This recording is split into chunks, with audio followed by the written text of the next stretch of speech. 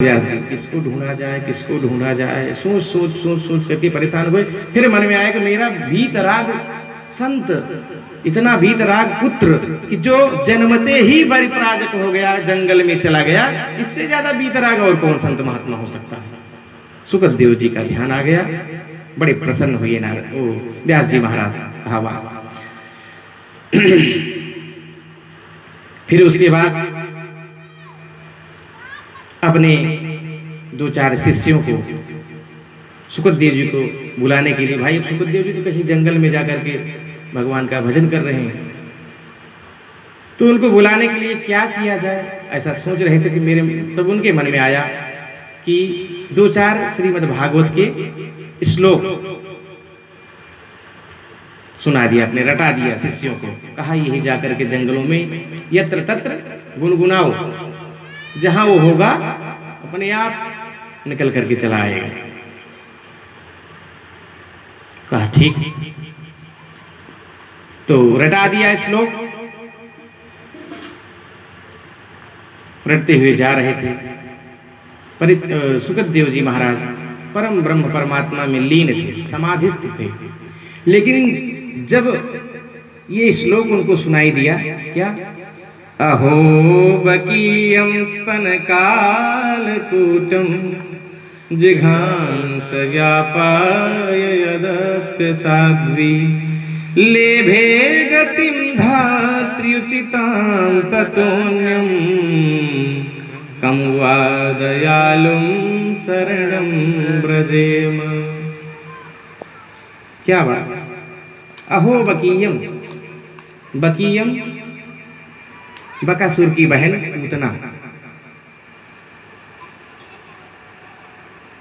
तो ऐसी पूतना को जो धात्रियोचित गति भगवान ने दिया, ऐसे श्री जो कि भगवान को मारने की इच्छा से आई थी ना, उस समय नंद बाबा के यहाँ जब आई थी पूतना, तो किस लिए आई थी?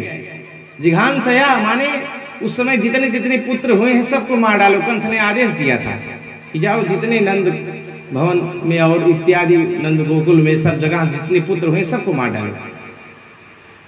उसके जितने दुष्ट लोग थे सब चले और पूतना भी चली। तो भगवान को हंतुम इच्छया, माने मारने की इच्छा से चल पड़ी। तो ऐसे प्रभु पूतना पर पर्दा डाल दिया और कैसी गति दिया? यशोदा जैसी गति दिया, मतलब माँ के जैसी गति दी। क्योंकि पूतना का भाव क्या था? स्तनपान कराना।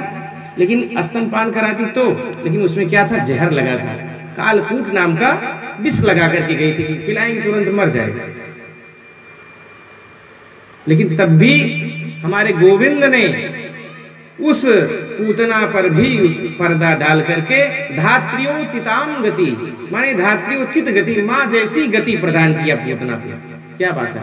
ऐसे दयालु को जब सुखदेव जी सुन लिए, जब इस मतलब हमारे इतने नारायण दयालु हैं कि उस पूतना पर इतना पर्दा डाल करके और उसके बाद उचित गति दे दिया जो कि मारने की इच्छा से आई थी।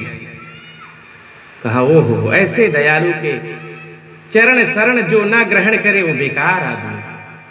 तो उठ करके समाधिस्थ जो थे उनकी समाधि छूट गई, पुनः वहां से उठ गए और शिष्यों के पास आगे। भैया और कुछ याद है? इसके अलावा भी श्लोक याद है? कहा नहीं, अब यादवाद नहीं है। अब आपको अगर सुनना है तो हमारे गुरुदेव के पास चलिए। किसके पास? व्यास जी महाराज के पास। क्योंकि व्यास जी ने ही तो भेजा था, जाओ यत्र तत्र गाओ। सुखदेव जी कहीं भी होंगे तो चले आएंगे, अपने आप खींचे। तो शिष्यों के पास आगे सुखदेव जी, और उसके बाद कहाँ पहुंचते हैं? व्यास जी के पास पहुंच जाते हैं। कहा कि शिष्यों से कि और सुनाओ। तो कहा मैं और इससे ज्यादा नहीं, दो चार यही जो याद था मैं यही सुना दिया, और अगर इससे ज्यादा सुनना चाहते तो हमारे गुरुदेव के पास आप चले। परम पावन पवित्र श्रीमद् भागवत 18,000 श्लोक जिसमें वर्णन, 12 स्कंद है, 335 अध्याय है। सो चलिए इस पावन पवित्र का आप को पान कराया जाएगा। तो वहां से सुखदेव जी परम विशुद्ध परमात्मा के उस दयालु के कि जो ऐसा दयालु है कि पूतना को पर्दा डाल करके भी उसकी गति कर दिया। तो ऐसे दयालु के पीछे अगर नहीं जाएंगे तो हम बेकार हैं। यहाँ समाधिस्थ रहने से क्या मतलब है? अरे उस साक्षात्कार ब्रह्म से मिलिए।